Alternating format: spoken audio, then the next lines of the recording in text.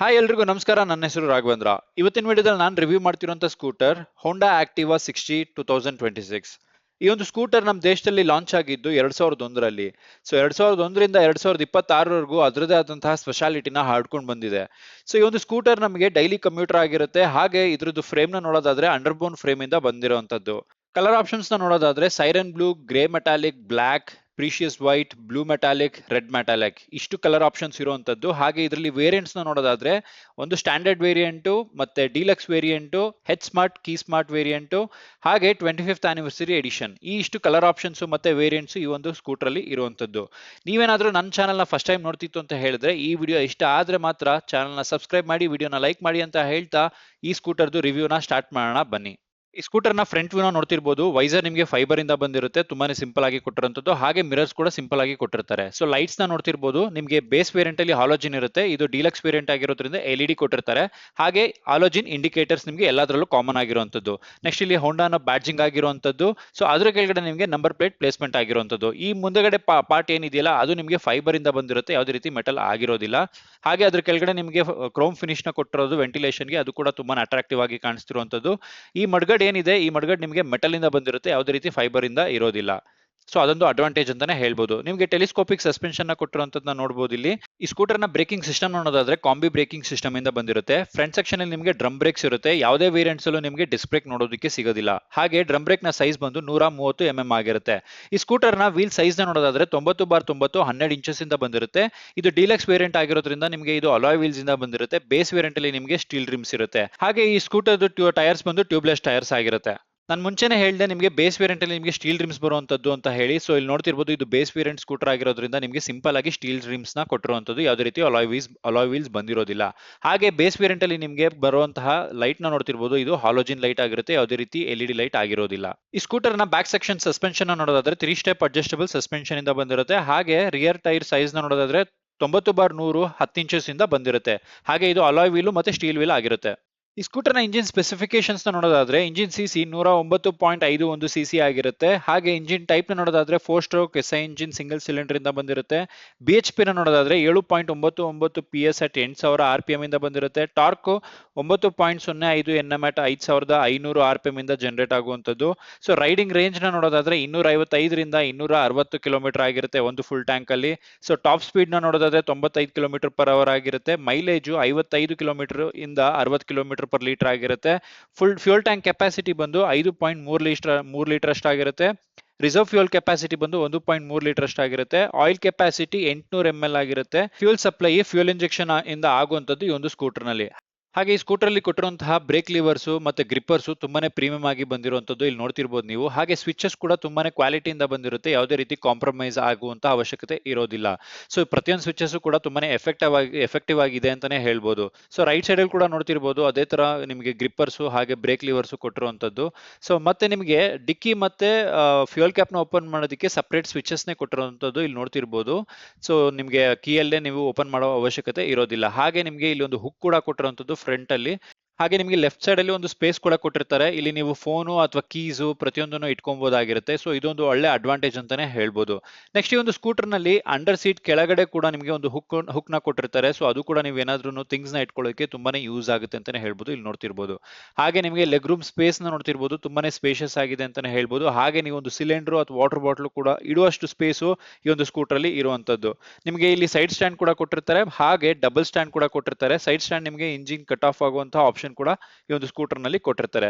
ಈ ಸ್ಕೂಟರ್ ಅಲ್ಲಿ ಬಂದಿರುವಂತಹ pillion rider foot rest rubber padded ಇಂದ ಬಂದಿರುತ್ತೆ, ನೋಡ್ತಿರ್ಬೋದು ತುಂಬಾನೇ ಸಿಂಪಲ್ ಆಗಿ ಕೊಟ್ಟಿರುವಂತದ್ದು. ಹಾಗೆ ಈ ಒಂದು ಸ್ಕೂಟರ್ ಅಲ್ಲಿ ನಿಮಗೆ ಕಿಕ್ಕರು ಕೂಡ ಇರುತ್ತೆ, ಹಾಗೆ ಸೆಲ್ಫ್ ಸ್ಟಾರ್ಟ್ ಕೂಡ ಇರುತ್ತೆ. ಅದೊಂದು ಒಳ್ಳೆ ಅಡ್ವಾಂಟೇಜ್ ಅಂತಾನೆ ಹೇಳ್ಬೋದು. ಇದು ಬೇಸ್ ವೇರಿಯಂಟ್ ಮತ್ತೆ ಸ್ಟ್ಯಾಂಡರ್ಡ್ ಡೀಲಕ್ಸ್ ವೇರಿಯಂಟ್ ಅಲ್ಲಿ ನಿಮಗೆ ಇರುವಂತದ್ದು. ನೆಕ್ಸ್ಟ್ ನಿಮಗೆ ರೈಟ್ ಸೈಡ್ ಅಲ್ಲೂ ಕೂಡ ನಿಮಗೆ ಇರುವಂತಹ ಏನು pillion rider foot rest rubber padded ಇಂದ ಕವರ್ ಆಗಿರುವಂತದನ್ನ ನೋಡ್ತಿರ್ಬೋದು. ನೆಕ್ಸ್ಟ್ ನಿಮಗೆ ಸೈಲೆನ್ಸರ್ ಕವರ್ ನಿಮಗೆ ಕವರ್ ಆಗಿರುತ್ತೆ, ಯಾವುದೇ ರೀತಿ ಬಿಸಿ ತಾಗುತ್ತೆ ಅನ್ನೋ ಭಯ ಇರೋದಿಲ್ಲ. ನೆಕ್ಸ್ಟ್ ಒಂದು ಸ್ಕೂಟರ್ ಅಲ್ಲಿ ಕೊಟ್ಟಿರುವಂತಹ ಸ್ವಿಚ್ ನ ನೋಡ್ತಿರ್ಬೋದು, ಡಿಕ್ಕಿನ ಓಪನ್ ಮಾಡೋದಕ್ಕೆ ಮತ್ತೆ ಫ್ಯೂಯಲ್ ಕ್ಯಾಪ್ ನ ಓಪನ್ ಮಾಡೋದಕ್ಕೆ. ಅದನ್ನ ಬಳಸಿ ನಾವು ಡಿಕ್ಕಿ ಮತ್ತೆ ಫ್ಯೂಯಲ್ ಕ್ಯಾಪ್ ನ ಓಪನ್ ಮಾಡಬಹುದಾಗಿರುತ್ತೆ. ಸೊ ಇಲ್ಲಿ ನೋಡ್ತಿರ್ಬೋದು, ಈ ಸ್ವಿಚ್ ನ ಪ್ರೆಸ್ ಮಾಡಿದ ತಕ್ಷಣ ನಾನು ಡಿಕ್ಕಿನ ಓಪನ್ ಮಾಡಬಹುದಾಗಿರುತ್ತೆ. ಸೊ ಇದು ತುಂಬಾನೇ ಸ್ಪೇಷಿಯಸ್ ಆಗಿದೆ ಅಂತಾನೆ ಹೇಳ್ಬೋದು. ಇದು ನಿಮಗೆ 18 ಲೀಟರ್ ಅಷ್ಟು ಸ್ಪೇಸ್ ನ ಒಳಗೊಂಡಿರುವಂತಹ ಡಿಕ್ಕಿ ಆಗಿರುತ್ತೆ. ಈ ಡಿಕ್ಕಿ ಒಳಗಡೆ ನೀವು ಒಂದು ದೊಡ್ಡದಾಗಿರುವಂತಹ ಹೆಲ್ಮೆಟ್ ನ ಇಟ್ಟು ಚಿಕ್ಕ ಪುಟ್ಟ ಥಿಂಗ್ಸ್ ನು ಕೂಡ ಇಡುವಷ್ಟು ಸ್ಪೇಸ್ ನ ಈ ಒಂದು ಸ್ಕೂಟರ್ ನಲ್ಲಿ ಕೊಟ್ಟಿರ್ತಾರೆ, ನೋಡ್ತಿರ್ಬೋದು. ನೆಕ್ಸ್ಟ್ ಅದೇ ರೀತಿ ಸ್ವಿಚ್ ಅಲ್ಲಿ ನೀವು ಮೇಲ್ಗಡೆ ಇರುವಂತಹ ಬಟನ್ ನ ಪ್ರೆಸ್ ಮಾಡ್ತು ಅಂತ ಹೇಳಿದ್ರೆ ಹಿಂದಗಡೆ ಇರುವಂತಹ ಫ್ಯೂಯಲ್ ಕ್ಯಾಪ್ ಓಪನ್ ಆಗುತ್ತೆ, ಇಲ್ಲಿ ನೋಡ್ತಿರ್ಬೋದು. ಸೊ ಕುತ್ಕೊಂಡೆ ನೀವು ಹಿಂದಗಡೆ ಫ್ಯೂಯಲ್ ಕ್ಯಾಪ್ ನ ಓಪನ್ ಮಾಡಿ ಫ್ಯೂಯಲ್ ನ ಫಿಲ್ ಮಾಡಿಸಬಹುದಾಗಿರುತ್ತೆ. ಸೊ ಡಿಕ್ಕಿನ ತೆಗೆದು ಫಿಲ್ ಮಾಡಿಸೋ ಅವಶ್ಯಕತೆ ಇರೋದಿಲ್ಲ. ಇದು ಒಂದು ಒಳ್ಳೆ ಅಡ್ವಾಂಟೇಜ್ ಅಂತಾನೆ ಹೇಳ್ಬೋದು. ನೆಕ್ಸ್ಟ್ ಈ ಒಂದು ಸ್ಕೂಟರ್ ಅಲ್ಲಿ ಕೊಟ್ಟಿರುವಂತಹ ಸೀಟ್ ನ ನೋಡ್ತಿರ್ಬೋದು, ಇದು ಸಿಂಗಲ್ ಸೀಟ್ ಆಗಿರುತ್ತೆ. ಪಿಲಿಯನ್ ರೈಡರು ಹಾಗೆ ರೈಡರ್ಗೆ ತುಂಬಾನೇ ಸ್ಪೇಷಿಯಸ್ ಆಗಿ, ಬ್ರಾಡ್ ಆಗಿ, ತುಂಬಾನೇ ಸಾಫ್ಟ್ ಆಗಿ ಇರುವಂತಹ ಸೀಟ್ ನ ಕೊಟ್ಟಿರ್ತಾರೆ. ಸೊ ಇಲ್ಲಿ ನೋಡ್ತಿರ್ಬೋದು, ತುಂಬಾನೇ ಕಂಫರ್ಟಬಲ್ ಆಗಿತ್ತು ಅಂತಾನೆ ಹೇಳ್ಬೋದು. ನೆಕ್ಸ್ಟ್ ಈ ಒಂದು ಸ್ಕೂಟರ್ ಅಲ್ಲಿ ಕೊಟ್ಟಿರುವಂತಹ ಗ್ರಾಬ್ ರೈಲ್ಸ್ ನ ನೋಡ್ತಿರ್ಬೋದು, ತುಂಬಾನೇ ದೊಡ್ಡದಾಗಿರುವಂತಹ ಮೆಟಲ್ ಗ್ರಾಬ್ ರೈಲ್ಸ್ ನ ಕೊಟ್ಟಿರ್ತಾರೆ. ಈ ಸ್ಕೂಟರ್ ನ ಇಂಜಿನ್ ವಾರಂಟಿನ ನೋಡೋದಾದ್ರೆ 3 ವರ್ಷ ಅಥವಾ 36,000 ಕಿಲೋಮೀಟರ್ ಆಗಿರುತ್ತೆ. ಹಾಗೆ ಈ ಒಂದು ಸ್ಕೂಟರ್ ನ ಓವರ್ ಆಲ್ ವೆಯ್ಟ್ 106 ಕೆಜಿ ಆಗಿರುತ್ತೆ.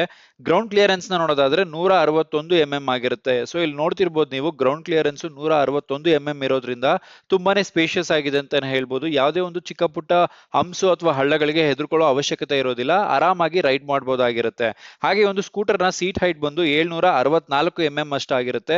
ಸೊ ಇಲ್ಲಿ ನೋಡ್ತಿರ್ಬೋದು, ನಾನು ಕುತ್ಕೊಂಡಾಗ ತುಂಬಾನೇ ಕಂಫರ್ಟಬಲ್ ಆಗಿತ್ತು. ನನ್ನ ಹೈಟ್ ಬಂದು 6.1 ಅಡಿ ಆಗಿತ್ತು. ಸೊ ಕುತ್ಕೊಂಡಾಗ ತುಂಬಾನೇ ಕಂಫರ್ಟಬಲ್ ಆಗಿತ್ತು, ಯಾವುದೇ ರೀತಿ ಹೈಟ್ ಇನ್ ತೊಂದರೆ ಆಗ್ಲಿಲ್ಲ. ಸೊ ಇಲ್ಲಿ ನೋಡ್ತಿರ್ಬೋದು, ಕಾಲ್ಗಳನ್ನ ಕೂಡ ನಾನು ಇಟ್ಕೊಳ್ಳೋದಕ್ಕೆ ತುಂಬಾನೇ ಸ್ಪೇಷಿಯಸ್ ಆಗಿರುವಂತದ್ದು, ಲೆಗ್ ರೂಮು ತುಂಬಾನೇ ಸ್ಪೇಷಿಯಸ್ ಆಗಿ ಕೊಟ್ಟಿರುವಂತದ್ದು ಈ ಒಂದು ಸ್ಕೂಟರ್ ನಲ್ಲಿ. ಇದೊಂದು ಒಳ್ಳೆ ವಿಚಾರ ಅಂತಾನೆ ಹೇಳ್ಬೋದು. ಯಾವುದೇ ರೀತಿ ಹೈಟಿನ ವ್ಯಕ್ತಿ ಕೂಡ ಓಡಿಸಬಹುದಾಗಿರುತ್ತೆ. ಸ್ಕೂಟರ್ ನ ವೇರಿಯಂಟ್ ಡಿಲಕ್ಸ್ ವೇರಿಯಂಟ್ ಆಗಿರೋದ್ರಿಂದ 4.2 ಇಂಚಸ್ ಇರುವಂತಹ TFT ಡಿಸ್ಪ್ಲೇ ಬಂದಿರುತ್ತೆ. ಇಲ್ಲಿ ನೋಡ್ತಿರ್ಬೋದು, ಕೀನ ಆನ್ ಮಾಡಿದ ತಕ್ಷಣ ಒಂದು ಕಂಪ್ಲೀಟ್ ಫೋನ್ ತರ ಇರುವಂತಹ ಡಿಸ್ಪ್ಲೇ ಓಪನ್ ಆಗುವಂತದ್ದು. ಸೊ ಇದು ಕಂಪ್ಲೀಟ್ ನಿಮಗೆ ಡಿಜಿಟಲ್ ಮುಖಾಂತರನೇ ಇರುತ್ತೆ. ಪ್ರತಿಯೊಂದು ಇನ್ಫಾರ್ಮೇಶನ್ಸ್ ನಿಮಗೆ ಡಿಜಿಟಲ್ ಅಲ್ಲೇ ಕಾಣಿಸುವಂತದ್ದು. ಹಾಗೆ ಈ ಒಂದು TFT ಡಿಸ್ಪ್ಲೇನ ಅಡ್ಜಸ್ಟ್ ಮಾಡ್ಕೊಳ್ಳೋದಕ್ಕೆ ನಮಗೆ ಒಂದು ಜಾಯ್ಸ್ಟಿಕ್ ಕೂಡ ಕೊಟ್ಟಿರ್ತಾರೆ. ಸೊ ಇಲ್ಲಿ ನೋಡ್ತಿರ್ಬೋದು, ಲೆಫ್ಟ್ ಸೈಡ್ ಅಲ್ಲಿ ಇರುವಂತಹ ಜಾಯ್ಸ್ಟಿಕ್ ನ ಸಹಾಯದಿಂದ ನಾವು ಈ ಒಂದು ಡಿಸ್ಪ್ಲೇನ ಸೆಟ್ಟಿಂಗ್ಸ್ ಮಾಡ್ಕೋಬಹುದಾಗಿರುತ್ತೆ. ಪ್ರತಿಯೊಂದು ಇನ್ಫಾರ್ಮೇಶನ್ಸ್ ನಾವು ಅದೇ ಜಾಯ್ಸ್ಟಿಕ್ ಇಂದ ಸೆಟ್ಟಿಂಗ್ಸ್ ಮಾಡ್ಕೋಬಹುದಾಗಿರುತ್ತೆ. ಹಾಗೆ ಇದರಲ್ಲಿ ನಮಗೆ ಬ್ಲೂಟೂತ್ ಕನೆಕ್ಟಿವಿಟಿ ಕೂಡ ಇರುತ್ತೆ. ನಾವು ಫೋನ್ಗೂ ಕೂಡ ಕನೆಕ್ಟ್ ಮಾಡಿಕೊಂಡು ಡೀಟೇಲ್ಸ್ ನ ಫೋನ್ ಅಲ್ಲೂ ಕೂಡ ನೋಡಬಹುದಾಗಿರುತ್ತೆ.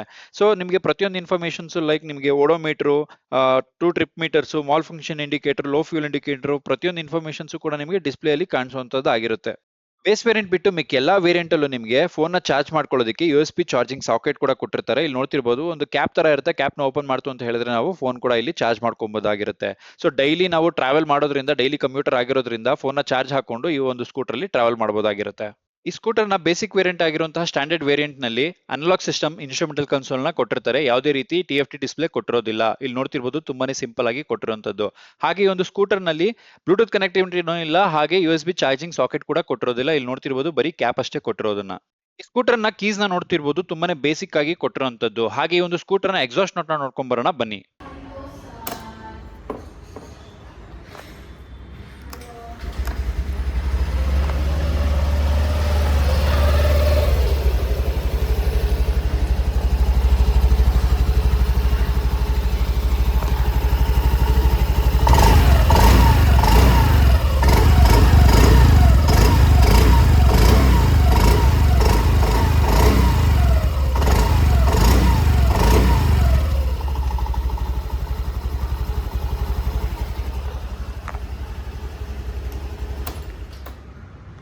ಈ ಸ್ಕೂಟರ್ ನ ಬ್ಯಾಕ್ ಸೆಕ್ಷನ್ ನ ನೋಡ್ತಿರ್ಬೋದು, LED ಟೈಲ್ ಲ್ಯಾಂಪ್ ನ ಕೊಟ್ಟಿರ್ತಾರೆ, ಹಾಲೋಜಿನ್ ಇಂಡಿಕೇಟರ್ಸ್ ನ ಕೊಟ್ಟಿರ್ತಾರೆ. ಹಾಗೆ ನಂಬರ್ ಪ್ಲೇಟ್ ಪ್ಲೇಸ್ಮೆಂಟ್ ನಿಮಗೆ ಇದ್ರ ಕೆಳಗಡೆ ಆಗಿರುವಂತದ್ದು ಇಲ್ಲಿ ಆಗಿರುತ್ತೆ ಎಕ್ಸಾಕ್ಟ್ ಆಗಿ.